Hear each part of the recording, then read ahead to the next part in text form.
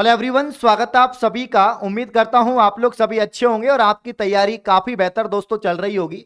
विकल्प बहुत मिलेंगे आपको मार्ग भटकाने के लिए, लेकिन संकल्प एक ही काफी है दोस्तों मंजिल को पाने के लिए। संकल्प यह है दोस्तों, जितना भी समय बचा हुआ है आपके सीईटी ग्रेजुएशन लेवल में, सीईटी 10+2 लेवल में, वो सेलेक्टिव पढ़ना है, वही पढ़ना है जो दोस्तों आप लोग यहां पर तैयार कर रहे हैं, क्योंकि 40% मार्क्स ही आपको लेकर आना है। तो जो भी पढ़ रहे हैं अच्छे से पढ़ो और वो एग्जाम में छपना चाहिए और एग्जाम में आंसर्स भी दोस्तों आपके आने चाहिए। तो आज का टॉपिक बहुत ही शानदार है, साइंस और टेक का टॉपिक है दोस्तों, जिसमें हम स्पेस टेक्नोलॉजी की बात करेंगे। यहां से दोस्तों ग्रेजुएशन लेवल में भी काफी सवाल बनते हैं, आपके 3-4 सवाल यहां से सीधे के सीधे आते हैं और 10+2 लेवल में भी दोस्तों आपके काफी सवाल यहां से बनते हैं। तो ये टॉपिक की कई वीडियो बनने वाली हैं, ये पहली वीडियो है दोस्तों, ठीक है ना। और इसकी सारी बातें मैं आपको बताऊंगा, जो भी यहां पर बेसिक है इसका वो भी हम कवर करेंगे। इसके अलावा दोस्तों इस टॉपिक में जितने भी फैक्ट हैं वो आपको याद करने हैं, ठीक है ना। डेट्स आएंगी बहुत सारी, ठीक है ना। इंपॉर्टेंट फैक्ट हैं वही आपको ध्यान रखने हैं और वही बार बार एग्जाम में पूछे जाते हैं। मैं आपको बता दूंगा किस प्रकार के सवाल पूछे जाएंगे और क्या क्या बातें आपको ध्यान रखनी है। चलिए टॉपिक को दोस्तों स्टार्ट करते हैं। तो दोस्तों आज का अपना टॉपिक है यहां पर अंतरिक्ष प्रौद्योगिकी, यानी दोस्तों स्पेस टेक्नोलॉजी, ठीक है ना। स्पेस यानी दोस्तों अंतरिक्ष की यहां पर बात हो रही है। और अंतरिक्ष में दोस्तों जब भी हम अंतरिक्ष प्रौद्योगिकी की बात करेंगे, स्पेस टेक्नोलॉजी की बात करेंगे, तो दोस्तों भारत की काफी ज्यादा यहां पर कुछ संस्थाएं हैं दोस्तों जिनकी हम बात करेंगे। और जब इंडिया में स्पेस टेक्नोलॉजी की बात होती है तो दिमाग में एक ही नाम आता है और दोस्तों आता है इसरो, ठीक है ना, इंडियन स्पेस रिसर्च ऑर्गेनाइजेशन। तो हम लोग वही पढ़ेंगे जो एग्जाम में आएगा, बाकी कुछ बेसिक्स मैं अलग क्लास में आपको करवाऊंगा। यहां पर कुछ फैक्ट हैं वो हम जानते हैं जहां से आपका सवाल बनता है। एक सवाल दोस्तों हर बार इसरो से पूछा जाता है, इसकी स्थापना पूछ लेते हैं, इसका मुख्यालय पूछ लेते हैं, इसका वर्तमान अध्यक्ष पूछ लेते हैं और इसके अलावा स्थापना कब हुई है आपके यहां पर दोस्तों, इसके कार्य क्या है ना, इसका आदर्श वाक्य क्या है। और इसके अलावा प्यारे साथियों सवाल बनता है कि इसके कौन कौन से प्रक्षेपण यान हैं जो कब कब लॉन्च किए गए हैं, लेटेस्ट में कौन सा यहां पर प्रक्षेपण यान लॉन्च किया गया है, कौन सा सैटेलाइट लॉन्च किया गया है, ये दोस्तों आपसे यहां पर पूछ लिए जाएंगे। कौन कौन से उपग्रह हैं, पीएसएलवी से जा रहा है, जीएसएलवी से जा रहा है, सारी बातें सारी इंफॉर्मेशन दोस्तों इस टॉपिक से आपसे पूछी जाती है। तो एक एक को कवर करेंगे, ध्यान से देखिए, ध्यान से आप लोग लिखते रहिए दोस्तों, एक एक को नोट करते रहिए, काफी इंपॉर्टेंट इंफॉर्मेशन है। इसरो की बात करते हैं दोस्तों, इसरो का फुल फॉर्म है यहां पर आई से इंडियन हो जाएगा, एस से दोस्तों स्पेस हो जाएगा, आर से रिसर्च हो जाएगा और ओ से दोस्तों आपका ऑर्गेनाइजेशन हो जाएगा। ये दोस्तों इंडियन स्पेस रिसर्च ऑर्गेनाइजेशन, जिसे शॉर्ट में हम लोग क्या कहते हैं, इसरो यहां पर कहते हैं। जिस प्रकार से दोस्तों नासा की बात करें, अब नासा जो आपके दोस्तों अंतरिक्ष एजेंसी है, नासा कौन से देश की है, तो हम बोलते हैं अमेरिका की जो एजेंसी है वो दोस्तों आपके यहां पर क्या हो जाएगी, नासा हो जाएगी। उसी प्रकार से भारत की जो स्पेस एजेंसी है वो कौन सी है दोस्तों, इसरो है, ठीक है ना। तो यहां पर इसरो हमारे भारत की दोस्तों स्पेस एजेंसी है, अंतरिक्ष यहां पर दोस्तों एजेंसी है। और यहां पर इसका मुख्यालय कहां पर है प्यारे साथियों, तो बेंगलोर के अंदर है। अब दोस्तों इसरो को हिंदी में क्या बोलेंगे, तो यहां पर हम बोलेंगे भारतीय अंतरिक्ष अनुसंधान केंद्र। क्या बोलेंगे, काफी बच्चों को हिंदी में यहां पर याद करना है तो आप याद कर सकते हैं कि इंडियन स्पेस रिसर्च ऑर्गेनाइजेशन को बोलते हैं दोस्तों यहां पर भारतीय दोस्तों अंतरिक्ष, नोट कर लीजिए प्यारे साथियों, भारतीय अंतरिक्ष अनुसंधान केंद्र। क्या बोलेंगे प्यारे साथियों, भारतीय अंतरिक्ष अनुसंधान दोस्तों केंद्र इसको कहेंगे, ठीक है ना। शॉर्ट में इसको हम लोग इसरो कहते हैं, क्या कहते हैं, इसरो। और इसका मुख्यालय कहां पर है, तो बेंगलोर के अंदर दोस्तों, कर्नाटक की राजधानी है बेंगलोर और बेंगलोर के वहां पर दोस्तों इसका मुख्यालय स्थित है। इस बात को आप लोग ध्यान रखेंगे। तो इसरो क्या है, भारत की स्पेस एजेंसी है, जिस प्रकार से अमेरिका की नासा है, ठीक है ना। यहां पर फुल फॉर्म होती है इसरो की स्पेस, इंडियन स्पेस यहां पर रिसर्च ऑर्गेनाइजेशन, यानी भारतीय अंतरिक्ष अनुसंधान संगठन दोस्तों आपका फुल फॉर्म हो जाएगी, ठीक है ना। इसका दोस्तों यहां पर कार्य क्या है, इसरो का कार्य क्या है, तो मेरे प्यारे साथियों इसरो का जो मुख्य कार्य है, ध्यान दीजिए मेरे प्यारे साथियों, इसरो का जो मुख्य कार्य है वो कार्य यह कि भारत के लिए अंतरिक्ष संबंधी तकनीक उपलब्ध करवाना। क्या करवाना, अंतरिक्ष संबंधी दोस्तों तकनीक उपलब्ध करवाना, यही क्या है दोस्तों इसरो का काम है। यानी स्पेस के क्षेत्र में उपग्रहों के रिलेटेड दोस्तों या आपके प्रक्षेपण यान के रिलेटेड, है ना, तो इन सब चीजों के रिलेटेड जो भी यहां पर सुविधाएं हैं वो प्रोवाइड करना दोस्तों किसका काम है, इसरो का काम है। ये बात आप लोग यहां पर ध्यान रखेंगे। मेरे प्यारे साथियों, स्थापना की बात करें, इसकी स्थापना कब होती है, काफी बार एग्जाम में पूछा गया है कि इसरो की स्थापना कब होती है, तो डेट काफी आसानी से याद हो जाएगी, 15 अगस्त 1969। याद रखना दोस्तों, 1969 याद रखना, 1969 में स्थापना होती है, यानी 15 अगस्त। अब 15 अगस्त तो आपको याद रह जाएगा, जब देश की आन बान शान की बात आती है, देश की आजादी की बात आती है, तो 15 अगस्त की बात आती है।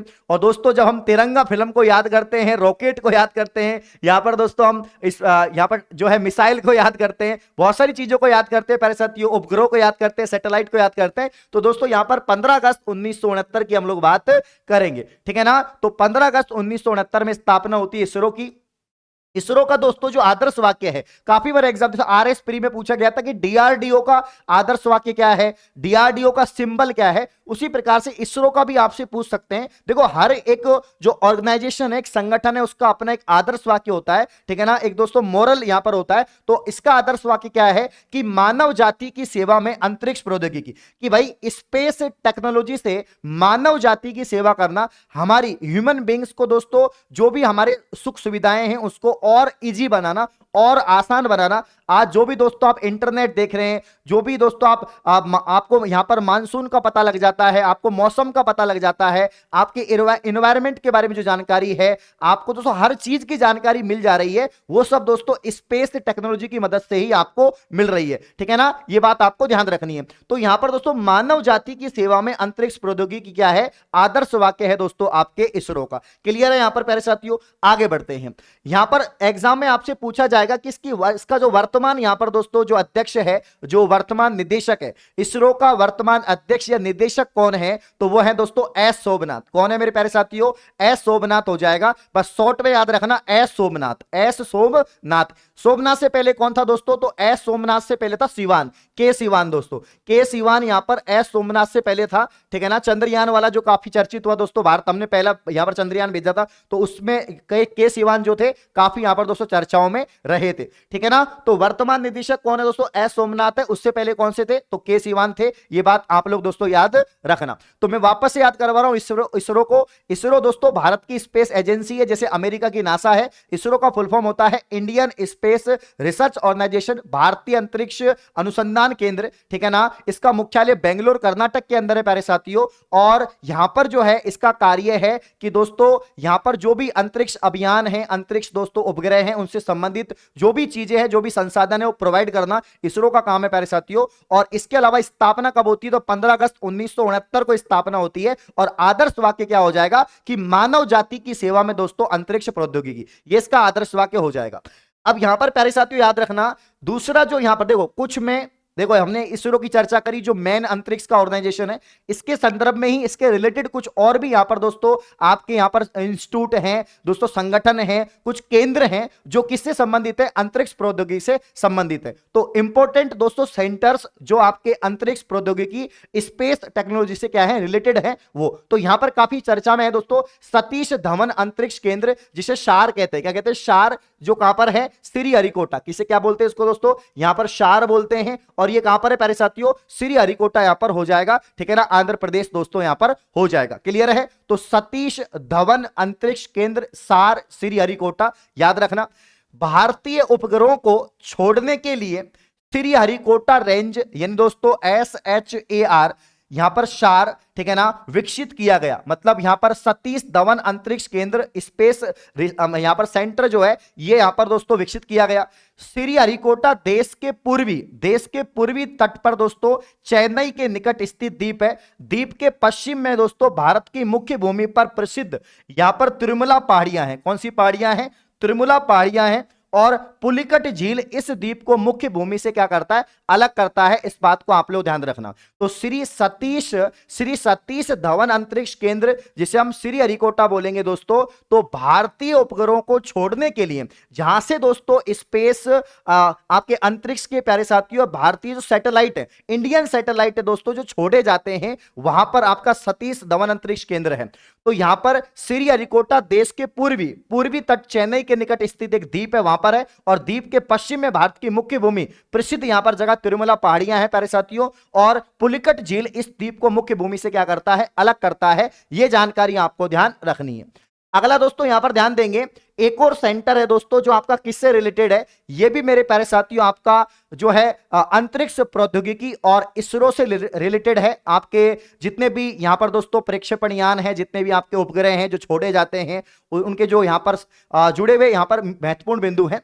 तो राष्ट्रीय सुदूर संवेदन केंद्र, और ये जो राष्ट्रीय सुदूर संवेदन केंद्र है ये इसरो का ही एक सेंटर है प्यारे साथियों, ठीक है ना। इसको बोलेंगे नेशनल रिमोट सेंसिंग सेंटर, ठीक है ना, राष्ट्रीय सुदूर संवेदन केंद्र, ठीक है ना। अब दोस्तों इसकी जो स्थापना है वो कब होती है, तो 1 सितंबर 2008 को इसकी स्थापना होती है। कब होती है मेरे प्यारे साथियों, 1 सितंबर 2008 को। साथ के साथ नोट करते रहें और दोस्तों समझते रहें कि क्या लिखा हुआ है, क्या बातें यहां पर हैं। ध्यान दें, यह केंद्र दोस्तों सुदूर संवेदन यानी दोस्तों रिमोट सेंसिंग जो सैटेलाइट है दोस्तों, इसके आंकड़ों, ठीक है ना, इसके दोस्तों आंकड़ों और इसके अलावा आंकड़ों का जो अर्जन है और जो संसाधन और दोस्तों आंकड़ा विकिरण है और यहां पर हवाई सुदूर संवेदन है, आपदा प्रबंधन हेतु निर्णय सहायता के लिए यहां पर उत्तरदायी है। मतलब रिमोट सेंसिंग का जो काम होता है वो पता लगा लेता है, पूरा एनालिसिस कर लेता है चीजों का, ठीक है ना, कि यह केंद्र सुदूर संवेदन उपग्रह के आंकड़ों का अर्जन, संसाधन, आंकड़ा विकिरण, आपके हवाई सुदूर संवेदन, आपदा प्रबंधन हेतु निर्णय सहायता के लिए उत्तरदायी है। मतलब पता लग जाता है कि मौसम कैसा है, कब यहां पर प्रक्षेपण यान को छोड़ना है, कब अपने उपग्रह को छोड़ना है, कैसी क्या स्थिति है, सारी चीजों को भापने का जो सेंटर है ना वो राष्ट्रीय सुदूर संवेदन केंद्र है, नेशनल रिमोट सेंसिंग सेंटर है दोस्तों, एंड पार्ट ऑफ इसरो दोस्तों। 1 सितंबर मतलब 1 सितंबर 2008 में इसकी स्थापना प्यारे साथियों होती है। तो ध्यान देना, यह केंद्र सुदूर संवेदन उपग्रह के आंकड़ों का अर्जन, संसाधन आंकड़ा या दोस्तों विकिरण, हवाई आपके यहां पर सुदूर संवेदन और आपदा प्रबंधन हेतु यहां पर सहायता के लिए आपका उत्तरदायी है। नेक्स्ट दोस्तों आपका जो सेंटर है जो काफी इंपॉर्टेंट है प्यारे साथियों, ये आपका कौन सा है, तो ये दोस्तों आपका हो जाएगा विक्रम साराभाई अंतरिक्ष केंद्र। क्या प्यारे साथियों, विक्रम साराभाई अंतरिक्ष केंद्र, और इसको बोलेंगे VSCC शॉर्ट में यहां पर बोलेंगे। ये बात ध्यान दो, ध्यान दो दोस्तों। इसकी स्थापना कब होती है, तो 30 दिसंबर 1971 में प्यारे साथियों इसकी स्थापना होती है। कब होती है साथियों, 30 दिसंबर 1971 में इसकी स्थापना होती है। यह बात आप लोग नोट कर लो। क्या नोट करेंगे मेरे प्यारे साथियों, यहां पर आपसे पूछा जाएगा कि विक्रम साराभाई जो अंतरिक्ष केंद्र है जो आपका VSCC है दोस्तों, इसकी स्थापना कब होती है, 30 दिसंबर 1971। यहां पर इसका जो काम है कि प्रक्षेपण यान प्रौद्योगिकी के विकास में इस केंद्र का महत्वपूर्ण स्थान है। प्रक्षेपण यान कौन से दोस्तों, भारत के प्रक्षेपण यान कौन से हैं, एक तो प्यारे साथियों यहां पर PSLV जिसे हम पोलर सैटेलाइट लॉन्चिंग व्हीकल बोलेंगे, और एक प्यारे साथियों GSLV, ये दोस्तों आपके जियो स्टेशनर लॉन्चिंग व्हीकल, ठीक है ना। इनकी मारक क्षमता ज्यादा होती है, ये काफी किलोमीटर 36,000 किलोमीटर तक, और ये दोस्तों आपके यहां पर 1800 किलोमीटर के आसपास दोस्तों ये लोग ये जाते हैं, ठीक है ना। तो यहां पर इन दोनों को हम आगे पढ़ेंगे, PSLV GSLV, ये प्रक्षेपण यान है जो किसको ले जाने का काम करते हैं दोस्तों, उपग्रह को, सैटेलाइट को ले जाने का काम करते हैं, ठीक है ना। चलिए अब ध्यान दो दोस्तों, तो वापस से देखना, विक्रम साराभाई अंतरिक्ष केंद्र VSCC, स्थापना 30 दिसंबर 1971, प्रक्षेपण यान प्रौद्योगिकी के विकास में इस केंद्र का महत्वपूर्ण स्थान है। यह बात आप लोग ध्यान रखना, यहां से सवाल बन सकता है।